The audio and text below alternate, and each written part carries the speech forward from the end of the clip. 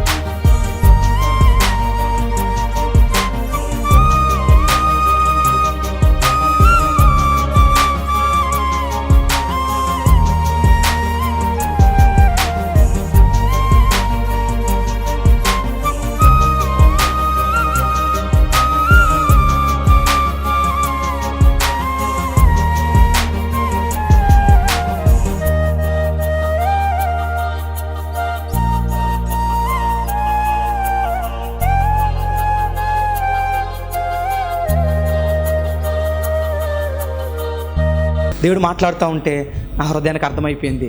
సేవకు రావాలని ఇష్టం లేకపోయినా మనసులో ఏంటో తెలుసా, ఒక్క బిడ్డనిస్తే చాలు ప్రభువా.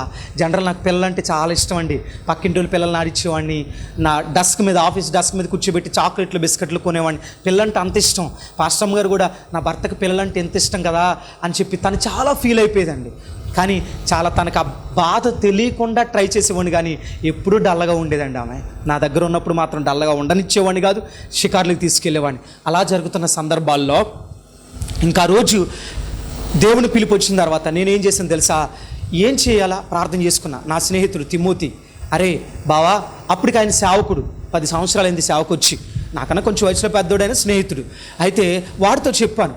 ఆడు ఎప్పటి నుంచి అంటూ ఉండేవాడు, ఏమనేవాడు తెలుసా, అరే నీలాంటి ధనవంతులు సేవకు వస్తే బాగుంటుందిరా అని అంటే, నేను సేవకు రాను అనేవాడిని. అంటే అప్పటికి పాస్టర్ గారు ఏం చేశారంటే ఆ సమయంలో ప్రతి మందిరానికి వాక్యం చెప్పడానికి పంపించేవారు.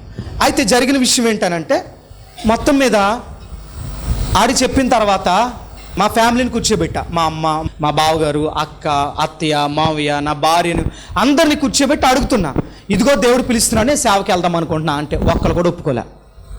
మనకు సేవ ఏంటండి, మనమేంటి, మన పరిస్థితులు ఏంటి, మనకు సేవ ఏంటి అనేవారు. అప్పుడు ఒకటే మాట చెప్పాను, దేవుడు నన్ను పిలుస్తున్నాడు, నేను సేవకి వెళ్తా అని చెప్తే, సరే అండి మీ ఇష్టం అని వదిలేశారు. ఎందుకంటే ఎవరు చెప్పినా నేను వినలా. అలా అయిన తర్వాత మా పాస్టర్ గారి దగ్గరికి వెళ్ళి, మా పాస్టర్ గారు చెప్పకుండా ఏది చేయలే. అయ్యగారి దగ్గరికి వెళ్ళి కూర్చుని, అయ్యా నా దర్శనం ఇది, నా పరిస్థితులు ఇది అని అంటే, ఇక్కడే ఉండి సేవ చేయొచ్చు కదా శ్యామ్ అన్నారు. లేదండి నేను వెళ్దాం అనుకుంటున్నా అని అన్న తర్వాత ఆయన చెప్పారు, సేవకి వెళ్ళడం అంటే ఆషామాషి కాదు, నువ్వు చిన్నోడివి, నాతో పాటు నేను బ్యాంక్ ఎంప్లాయీని, నేను రిజైన్ చేసి సేవకు వచ్చాను, నాతో పాటు నా ఫ్రెండ్ వచ్చాడు, ఆడు తట్టుకోలేక సేవ నుంచి వెనక్కి వెళ్ళిపోయాడు, నేను నిలబడ్డాను. నువ్వు గుర్తుపెట్టుకో, నీ కష్టాలు ఉంటాయి, నిందలు ఉంటాయి, అవమానాలు ఉంటాయి, నువ్వు యవ్వనస్తుడివి, చాలా ఫేస్ చేస్తావు అని ఆయన అనుభవంతో చెప్పాడు. పర్వాలేదన్నా అని చెప్పి సేవకి వెళ్ళాను, గాల్లో సేవకి వెళ్ళాను. మొత్తం మీద సేవలో సక్సెస్ అయ్యాను. ఎంతగా అంటే మొదట ఒక రోడ్డు మీద పెట్టాను, ఆ ప్రాంతంలో ఎవ్వరూ పెట్టిన ప్రాంతంలో పెట్టాను మా పాస్టర్ గారు పర్మిషన్తో. అయితే మా పాస్టర్ గారు తర్వాత కొంతమంది వెళ్ళి, పాస్టర్ గారు కొంతకాలానికి ఇతను సేవకి వెళ్ళిపోతే కుటుంబాన్ని కూడా తీసుకెళ్ళిపోతారని చెప్తే సంఘంలో ఇలాగే నిలబడి చెప్పాను, అమ్మా మీ బిడ్డగా నేను ఇక్కడ పెరిగాను, మా నాన్నమ్మ పునాదేశారు, నేను సేవకి వెళ్తే ఎంత గొప్పగా ఎదిగినా నా భార్య, రేపు నా బిడ్డలు పుట్టినా, నా తల్లి అయినా ఇక్కడికే తప్ప నేను సేవ చేసే మందిరానికి తీసుకెళ్ళాలని మీకు మాట ఇస్తున్నా అని చెప్పి వెళ్ళిపోయాను. కొంతమంది వ్యతిరేకంగా పాస్టర్ గారికి చెప్తే పాస్టర్ గారు నాతో మాట్లాడడం మానేసిన నా ఫ్యామిలీని మందిరానికి పంపించడం మానలా, మా అమ్మని మందిరానికి పంపించడం మానలా. కూడికలు జరిగినప్పుడు షేక్ హ్యాండ్ ఇస్తే షేక్ హ్యాండ్ కూడా ఇచ్చేవారు కాదు మా పాస్టర్ గారు, మొహం పక్క పెట్టుకునేవారు. కొంతమంది అనేవారు, ఎందుకంటే అంతమందిలో మీరు మీ పాస్టర్ గారి దగ్గరికి వచ్చి వందనాలు చెప్తే ఆయన చెప్పకపోతే మీరు ఫీల్ అవుతారుగా. కానీ నేను ఫీల్ అవ్వలేదండి. కొంతమంది అడిగేవారు, నాన్న శ్యామ్ బాధపడుతున్నావా అంటే అప్పుడు చెప్పాను, అమ్మ నా తండ్రి అపార్థం చేసుకుని ఉండొచ్చు, నేను ఎందుకు బాధపడతా, నా దేవుడు మాట్లాడే సమయం వస్తుంది, అప్పటి వరకు నా తండ్రి గురించి నేనేం ఫీల్ అవనమ్మా అని చెప్తే అప్పుడు ఆ తల్లిగారు వరలక్ష్మి గారు, ఆ తల్లిగారు ఒక మాట చెప్పారు, అందుకే దేవుడు నిన్ను సేవకు పిలుచుకున్నాడు శ్యామ్, ఇంత తగ్గింపు నీలో ఉంది కాబట్టి అని అన్నారు. 4 ఏళ్ళు నాతో నా దైవజనులు మాట్లాడలా. 4 ఏళ్ళు సేవ చేశాను. మొదటి సంవత్సరం వచ్చాను, 7 వచ్చారు. వెళ్ళిన 3 నెలల్లోనే 5 బాప్తిసం ఇచ్చానండి, 5. తర్వాత క్రిస్మస్ పెట్టాను, వర్తమానం చెప్పాను. మొట్టమొదటి సంవత్సరంలోని 7 క్రిస్మస్లకి స్పీకర్గా వెళ్ళానండి. అలాగా 2 ఏళ్ళు గడిచింది, 3 ఏళ్ళు గడిచింది. స్పీకర్గా కొద్దిగా వెళ్తున్నాను. 2020 సంవత్సరంలో చర్చ్ కట్టాం. చర్చ్ కట్టిన తర్వాత మోకరించి ప్రార్థన చేశాం. ప్రభువా, నా చర్చ్ ఓపెన్ చేస్తే నా ఆత్మీయ తండ్రే ఓపెన్ చేయాలా అని చెప్పి ప్రార్థన చేసుకుని మా దైవజనుడి దగ్గరికి వెళ్తే ఇష్టపడలా. అయితే ఈ చర్చ్ ఓపెనింగ్ జరగకముందు ఒక విషయం జరిగింది, అది కూడా చెప్పాలి. అదేంటనంటే, ఇప్పుడు మేము సేవకు వచ్చాం కదండి.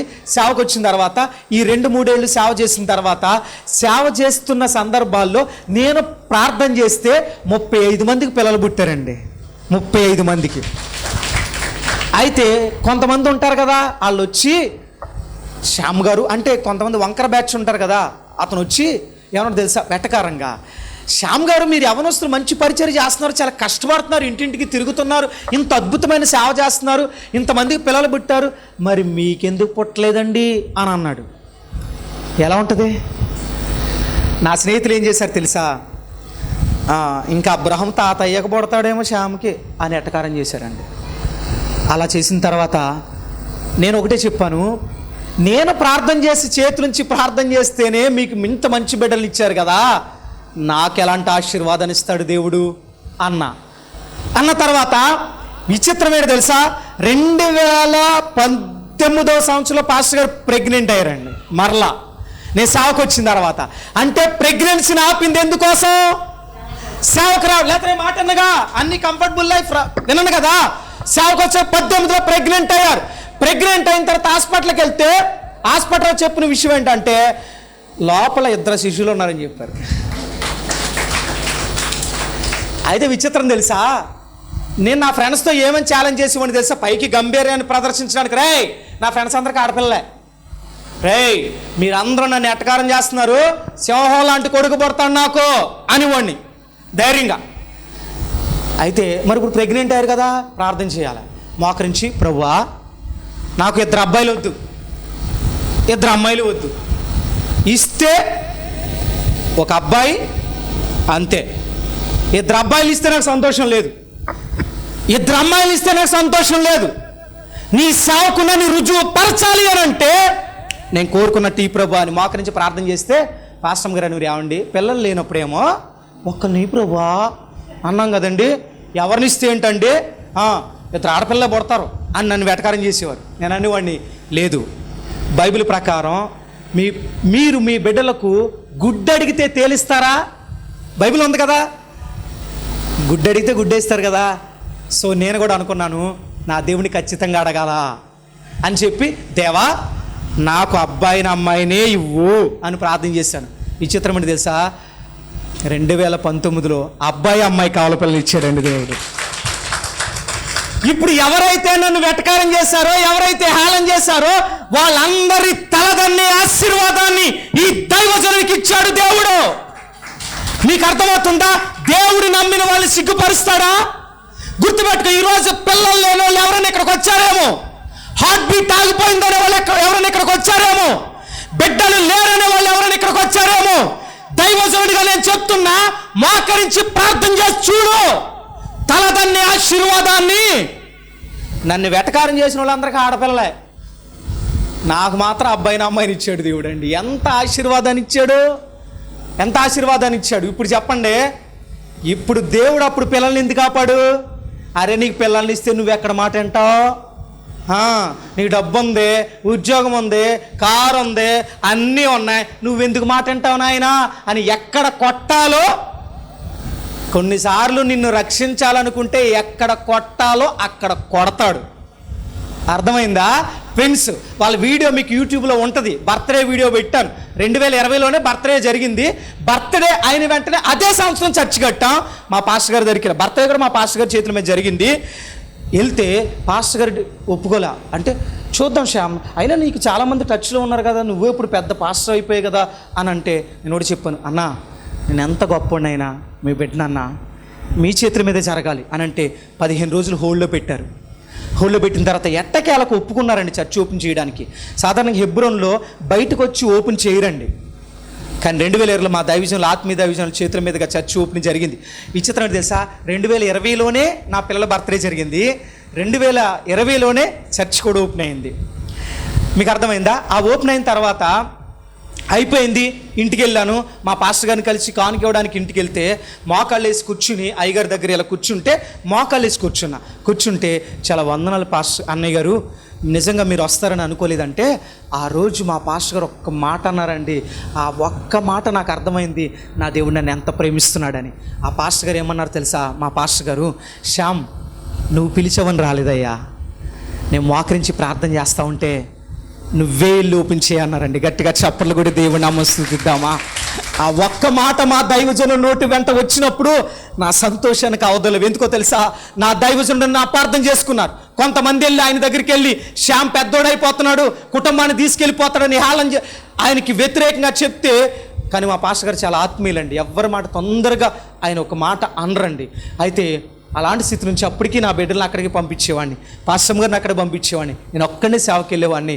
దేవుడు ఆయనతో మాట్లాడిన తర్వాత వరకు నేను కనిపెట్టానండి. 4 ఏళ్ళు మా పాస్టర్ గారు మాట్లాడకపోయినా 4 ఏళ్ళు మా పాస్టర్ గారిని అంటి పెట్టుకున్నానండి. గుర్తుపెట్టుకోండి, నువ్వు విశ్వాసి నిజమైన ఆత్మీయురాలు అయితే నీ దైవజనుడి గద్దిస్తే నువ్వు వెళ్ళిపోవు, నీ దైవజనుడు మాట్లాడడం మానేసినా నువ్వు వెళ్ళిపోవు. నేను నా అనుభవంలో చెప్తున్నానండి, నా అనుభవంలో చెప్తున్నా. మీకు అర్థమవుతుందా? అప్పటి నుంచి మా పాస్టర్ గారు అన్ని సంవత్సరాలు మాట్లాడిన ఆయన ఇప్పుడు ఎక్కడ కలిసినా, ఎప్పుడైనా కృతజ్ఞత కూడిక ఆ చర్చిలో జరిగితే మా అమ్మగారిని మా పాస్టర్ గారిని అడుగుతారంట, శ్యామ్ రాలేదా? నేను కనబడితే పరిచర్య బాగుందా, పిల్లలు బాగున్నారా అని అడిగే స్థాయికి దేవుడు నడిపించాడు. ఓర్పు పట్టి చూస్తే ఆశీర్వాదాన్ని ఎవరిస్తారండి? ఎవరిస్తారు? దేవుడిస్తాడు.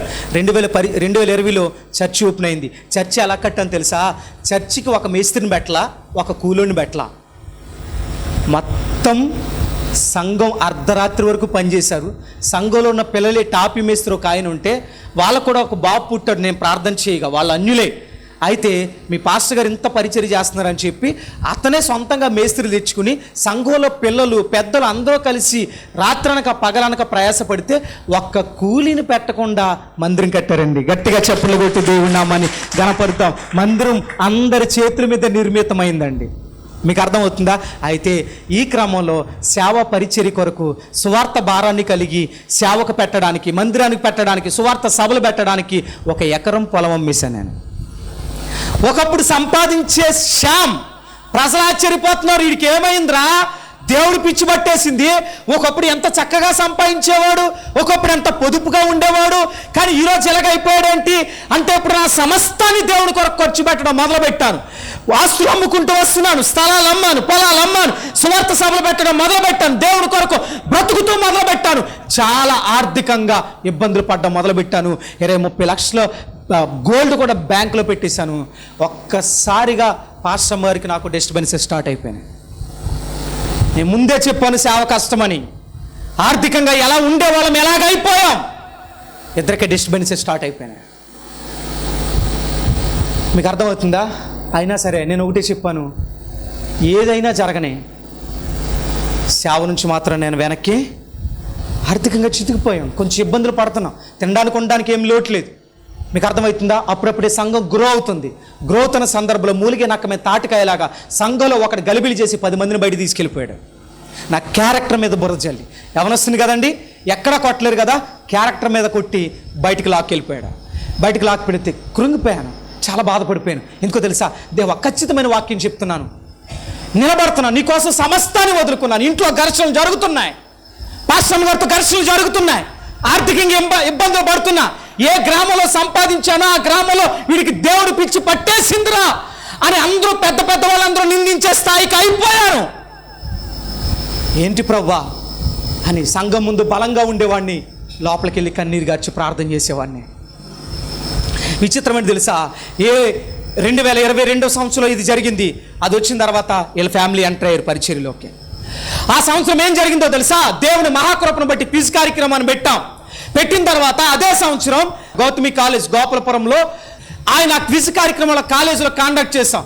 ఆయన యూట్యూబ్ ఛానల్ చూసి ఆయన అడిగారు, ఏమని అడగ తెలుసా?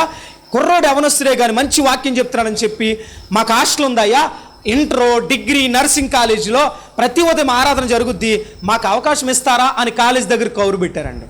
నాకు ఆశ్చర్యం వేసింది. ఇక్కడ ఇబ్బంది పడితే దేవుడు అక్కడ నడిపించాడు. అక్కడ చేయడం మొదలుపెట్టిన తర్వాత ఆ సార్ అన్నారు, ఆశీర్వాదం గారు, ఆయన మీరు ఎప్పటికీ మర్చిపోలేను. ఆయన అన్నారు, మీ వర్తమానం బాగుంది కదా, టీవీలోకి వెళ్తే బాగుంటుంది కదా, మీ పరిచర్య చాలా గట్స్ కలిగిన పరిచర్య అన్నారు. వెంటనే ఏం చేశానంటే దేవోక్తి టీవీ ఛానల్, దేవోక్తిలోకి వెళ్ళాం. తణుకు ఛానల్ అది, ఇది లోకల్ ఛానల్. ఒక సంవత్సరం నెమ్మదిగా ఏమైంది తెలుసా, అనేక ప్రాంతాలకి ఇంకా స్ప్రెడ్ అవ్వడం మొదలుపెట్టాను, స్పీకర్గా వెళ్ళడం మొదలుపెట్టాను. అదైన తర్వాత నెమ్మదిగా నిరీక్షణ ఛానల్లోకి వెళ్ళాను. ఎప్పుడైతే నిరీక్షణ ఛానల్లోకి అడుగుపెట్టానో ఇప్పుడు సంఘం అభివృద్ధి అవ్వడం మొదలుపెట్టింది. అంతేకాకుండా దేశవ్యాప్తంగా శ్యామను తిప్పడం మొదలుపెట్టాడు దేవుడు. ఏ సంవత్సరం పడిపోయానో అక్కడి నుంచి స్పీకర్గా ఎదగడం మొదలుపెట్టాను.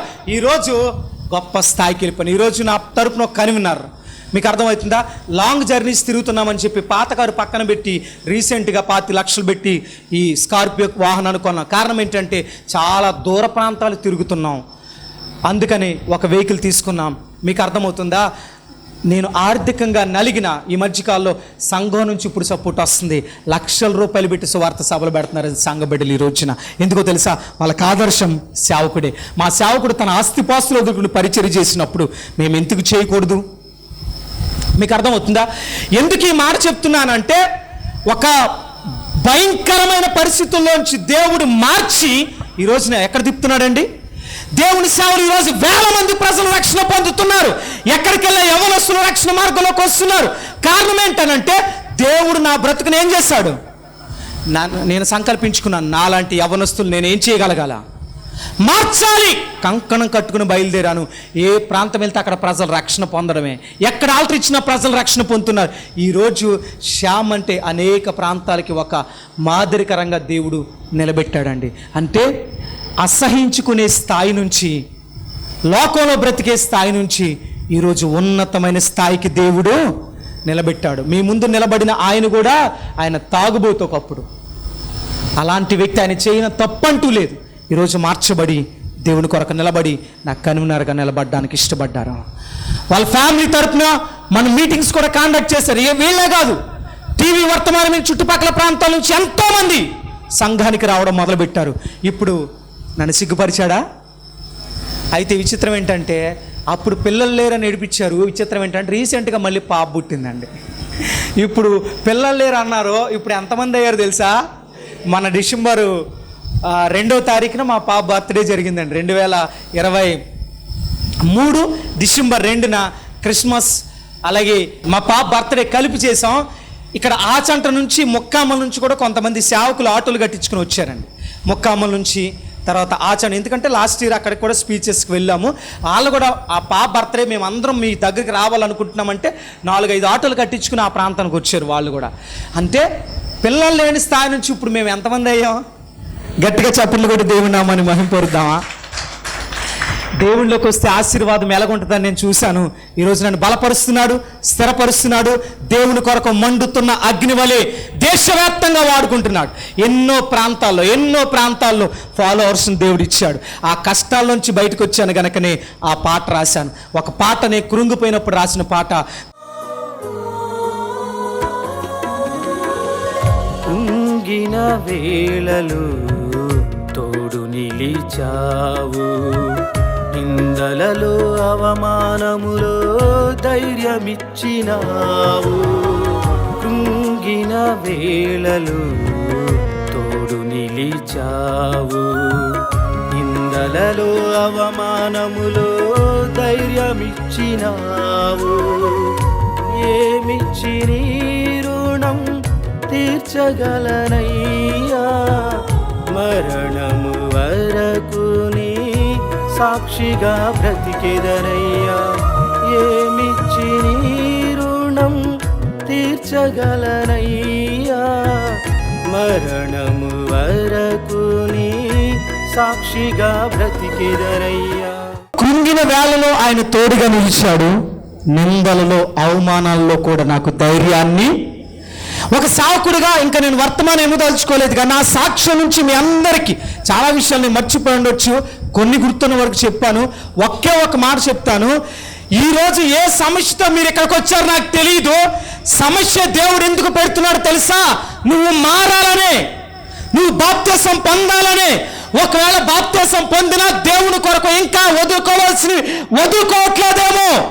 ఎందుకంటే రక్షణ పొందకూడదు సినిమాలు చూసా, రక్షణ పొందకూడదు ఇష్టానుసారంగా జీవించా. అందుకే ఈ మాటలు చెప్తున్నా సూటిగా స్పష్టంగా. ఈ రోజు నీకున్న సమస్యకు కారణం ఇంకా నువ్వు పూర్తిగా మారలా, అందుకే సమస్య పెడుతున్నాడు. పిల్లల సమస్య, దేవుడు మళ్ళీ చెప్తున్నానండి, గర్భాన్ని మూసే దేవుడు కాదు. నేను ఏది అడిగితే దేవుడు నాకు అది ఇచ్చాడు. ఏది అడిగితే ఏ బిడ్డను కావాలంటే ఆ బిడ్డని ఇచ్చాడు. ఈరోజు చక్కటి బిడ్డలు, 3 బిడ్డలు దేవుడు ఇచ్చాడండి. మంచి బాగుంటారు పిల్లలు 3 కూడా, మీరు యూట్యూబ్లో కూడా చూడొచ్చు. ఎందుకు ఈ మాట చెప్తున్నా అంటే నాకు ఎవరిని కావాలో దేవుడు వాళ్ళు ఇస్తారు. ఈరోజు ఏ సమస్యతో ఇక్కడికి వచ్చారో నాకు తెలియదు, 3 రోజుల నుంచి ఏ బాధతో ఇక్కడికి వచ్చారో నాకు తెలియదు. ఒక్క మాట మాత్రం నేను కన్ఫామ్గా చెప్పగలను, ఆ సమస్య తీరాలి అని అంటే ముందు మారాల్సింది ఎవరు? గట్టిగా చెప్పండి. నువ్వు మారాలి. మారితే నీ సమస్య తీర్చడానికి దేవుడు సిద్ధం. మారడానికి మన సిద్ధమేనా? ఒకవేళ ఇంకా మారకుండా ఇక్కడ ఉంటే మోకరించి ప్రార్థన చేత, ప్రభు రక్షణ పొందని కానీ మార్పు లేదయ్యా, లేదు ఇంకా బాప్తిసం పొందలేదయ్యా, నాకు బిడ్డలు కావాలని ఆశపడుతున్నాను, కుటుంబంలో భర్త మారాలని ఆశపడుతున్నాను అంటే దేవుడు అంటాడు ముందు నువ్వు మారు. మోకరించి ప్రార్థన చేద్దాం. మీ కళ్ళ ముందు నిలబడిన దైవజనుడి జీవితంలో ఆశీర్వాదాన్ని నింపిన దేవుడు ఈరోజు కొన్ని కోట్ల మంది ప్రజలకు ఆశీర్వాదకరంగా మార్చిన దేవుడు ఈరోజు ఏ సమస్యతో 3 రోజుల నుంచి ఇక్కడికి వచ్చి కన్నీరు విడిచి ప్రార్థన చేస్తున్నావు నాకు తెలియదు. ఉద్యోగం కొరక, వ్యాపార అభివృద్ధి కొరక, లేదంటే నీ భర్త మారాలనా, బిడ్డలు పుట్టాలనా, ఆర్థికంగా స్థిరపడాలన్నా నాకు తెలియదు. కానీ పరిశుద్ధాత్మ దేవుడు చెప్తున్న విషయం ఒక్కటే, నేను మారితే గానీ నాకు ఆశీర్వాదం రాలా, ప్రభువులో నిలబడితే గానీ ఆశీర్వాదం రాలా. ఈరోజు ఇక్కడ కూడి వచ్చిన నీ జీవితంలో ఆశీర్వాదం ఇవ్వడానికి ఆయన సిద్ధమే. కానీ నీలో ఉన్న ఆ లోపాలు వదులుకోకపోతే ఎలా అమ్మా?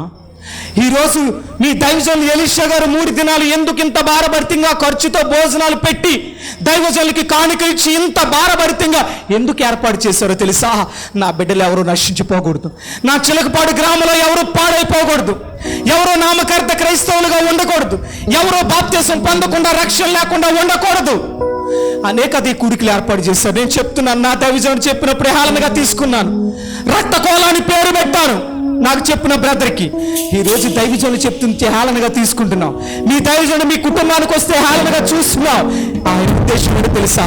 నువ్వు మారాలని, నువ్వు బలపడాలని, నీ జీవితం ఆశీర్వాదకరంగా ఉండాలని, ఈ చిలకపాడు గ్రామంలో అన్యుడిగా నువ్వు ఉండిపోకూడదని ఈ వర్తమానం. నీ ఆర్థిక స్థితిగతులు మార్చాలని, నీకు బిడ్డల్ని ఇవ్వాలని, నీ జీవితంలో ఒక అద్భుతాన్ని చెయ్యాలని దేవుడు ఆశపడతా ఉంటే మారకుండా, మార్పు చెందకుండా దేవ ఆశీర్వాదం అంటే ఎలా ఇస్తాడు? నేను మారలేదు కాబట్టి దేవా బిడ్డల్ని ఇవ్వలా. పరిపూర్ణంగా మారాకే మీ దైవజనుడికి ఇచ్చాడమ్మ. మీ కళ్ళ ముందు నిలబడిన దైవజనుడికి ఆల్మోస్ట్ 10 మంది తీర్మానం చేసుకున్నారు. ఇంకెవరైనా కొత్త వారు ఉంటే, అన్నా నేను బాప్తిసం పొందాలనుకుంటున్నా, ఇప్పటి వరకు బాప్తిసం లేకుండా నా బ్రతికేసా అనుకుంటే దయచేసి మాట అర్థం చేసుకుని మీకు కూడా వస్తాను చూపిస్తారా? 2 చేతులు కాదండి, నాకు అర్థమయ్యేలాగా ఒక చెయ్యి. ఎవరైతే బాప్తిసం పొందలేదు పాయింట్ గుర్తుపెట్టుకోండి అమ్మ. బాప్తిసం పొందిన వాళ్ళు చేతులు దించేయండి దయచేసి. బాప్తిసం పొందిన వాళ్ళు దించేయండి. ఒకవేళ ఎవరైనా రక్షణ లేకుండా ఇక్కడ ఉంటే గనక, బయట కానీ ఇక్కడ కానీ, ఒకసారి మీకు కూడా వస్తాను చూపిస్తారా? మీకు కూడా వస్తాను అంటే రక్షణ పొందుతాను తీర్మానం చేసుకుంటే, రక్షణ పొంది కూడా నామకార్థంగా జీవిస్తూ అన్న ఒకప్పుడు మీరు ఎలా బ్రతకాలి అలాగే అన్ని చేస్తూనే మందిరానికి వస్తున్నా అనుకుంటే ఈ రాత్రి నువ్వు మార్చుకోవడానికి సిద్ధమైతే ఈ చిన్న ప్రార్థన చేయగలవా? నీతో పాటు నేను ప్రార్థించడానికి ఇష్టపడుతున్నాను. మహాపరిశుద్ధుడైన మా ప్రియ పరలోకపు తండ్రి, మీ పరిశుద్ధ నామానికి వేలాది స్తోత్రాలు చెల్లిస్తున్నాం దేవా. ఇదిగో తండ్రి, ఈ రాత్రి చిలకపాడులో ఈ డెల్టా ప్రార్థనా సహవాస మందిరాన్ని మీరు దర్శించారు. నీ ప్రజలతో మాట్లాడు. ఈ 3 రోజుల కూడికల ద్వారా 11 మంది బిడ్డలు రక్షణ పొందడానికి సహాయం చేసినందుకు నీకు స్తోత్రాలు. వ్యక్తపడిన వాక్య భాగాలు వృథా పోకుండా సహాయం చేయండి ప్రభు. ఇక్కడ ఎంతో మంది బాధలతో వచ్చారు, సమస్యలతో వచ్చారు, కన్నీటితో ప్రార్థన చేస్తున్నారు దేవా బిడ్డలు ఇవ్వాలి, కన్నీటితో ప్రార్థన చేస్తున్నారు నా భర్తను మార్చవాని, కన్నీటితో ప్రార్థన చేస్తున్నారు నా అప్పులు తీర్చవాని, కన్నీటితో ప్రార్థన చేస్తున్నారు నీ కొరకు నిక్కర్చుగా బ్రతకాలనే ఆశ ఉందయ్యా. స్థిరమైన మనసు దయచే ప్రభువు. దేవానికి చిత్తమైతే వారు నిలబడడానికి సహాయం చేయండి. ఈ 2024 సంవత్సరం జూన్ నెలలో ఏర్పాటు చేసిన ఈ కూడికలు వారి జీవితాన్ని సమూలంగా మార్చివేయుగాక. ప్రభు కొరకు మండుతున్న అగ్ని వలె బ్రతుకుదురుగాక. సేవకుడికి కుటుంబసంగా బ్రతుకుదురుగాక. అనేక ఆత్మల కొరకు ప్రార్థించే బిడ్డలుగా ఉండురుగాక. ఈ గ్రామ ప్రజలకు సువార్త అందించుదురుగాక. బలమైన సువార్తికులుగా ఈ పరిచయం నుంచి మీరు లేవనెత్తుదురుగాక. అటువంటి యోగ్యత ఈ స్థానిక సంఘ బిడ్డలకు మీరు దయచేయమని ఈ 3 దినాలు అల్పుడైన నన్ను కూడా జ్ఞాపకం చేసుకుని ఈ ప్రాంతంలో వాడుకున్న మీ ప్రేమ కొరకే స్తోత్రాలు. స్థానిక దైవజనులు ఎలీషా గారిని దీవించండి. 40 సంవత్సరాలుగా అలు పెరగక ప్రభు ఇక్కడ అద్భుతమైన సేవ చేయడానికి కృపనిచ్చారు. ఎన్నో ఆత్మలు వారు కట్టారు. ఈ రోజు ఇంత అద్భుతమైన పరిచయం ఈ ప్రాంతంలో జరగడానికి వారు ఎన్నో వదులుకుని ఉంటారు. దేవా వారిని దీవించండి. ఇంకా భవిష్యత్తులో ఉన్నతంగా మీ దాసుల్ని మీరు వాడుకుని బలపరచమని ప్రభు నిశ్చితమైతే మీకు ఇష్టమైతే మరొకసారి ఇలాగ మేము కలుసుకుని సంతోషించే భాగ్యాన్ని దయచేయమని యేసు క్రీస్తు నామములో ప్రార్థిస్తూ అడిగి వేడుకొనుచున్నాం మా పరమ తండ్రి. ఆమేన్, ఆమేన్, ఆమేన్. ఈ యొక్క ఆధ్యాత్మిక కార్యక్రమంలో ఈ వాక్యం ద్వారా మీరు బలపడినట్లయితే ఈ కార్యక్రమాన్ని ప్రోత్సహించండి, బలపరచండి. అలాగే మీ సమస్యలు ఏమైనా తెలియచేయాలి అని ఆశపడితే ఈ స్క్రీన్పై స్క్రోల్ అవుతున్న నెంబర్లకు మీరు కాల్ చేయండి. అలాగే మీ ప్రార్థన అవసరాల కొరకు ప్రేయర్ చేయడానికి సేవకుడిగా నేను ఇప్పుడు సిద్ధంగా ఉన్నాను. అలాగే నా వర్తమానాలు మీ ప్రాంతాల్లో వినబడాలి అని ఆశపడితే ఎవరైనా సరే దైవ సేవకులు కానీ మరి ఎవరైనా ఈ స్క్రీన్పై కనబడుతున్న ఈ నెంబర్లకు మీరు కాల్ చేయొచ్చు అని ప్రభు పేరిట తెలియజేస్తున్నాను. అలాగే నా వర్తమానాలు మీరు ఇంకా వీక్షించాలి అని ఆశపడితే బ్రో ఎం శ్యామ్ అనే యూట్యూబ్ ఛానల్ ద్వారా కూడా నా వర్తమానాలు అనేకమైన యూట్యూబ్లో ఉన్నాయి కనుక వాటిని కూడా మీరు వీక్షించి ప్రభు యొక్క దీవెనలు పొందుకోవాలని ఆధ్యాత్మికంగా బలపడాలని ప్రభు పక్షాన తెలియచేస్తున్నాను. ఈ దీన సేవకుడి కొరకు ఈ దీన పరిచయం కొరకు మీ యొక్క అనుదిన ప్రార్థనలో జ్ఞాపకం చేసుకోవాలని ప్రభు పేరిట మీ అందరినీ కూడా తెలియచేస్తున్నాం. God bless you, god bless you all. దేవుడు మిమ్మల్ని దీవించునుగాక. ఆమేన్. మా అడ్రస్ బేతేలు ప్రార్థనా మందిరం, ఇందిరా కాలనీ, జీడిపిక్కల ఫ్యాక్టరీ ఎదురుగా, దొండపూడి రోడ్, గోపాలపురం.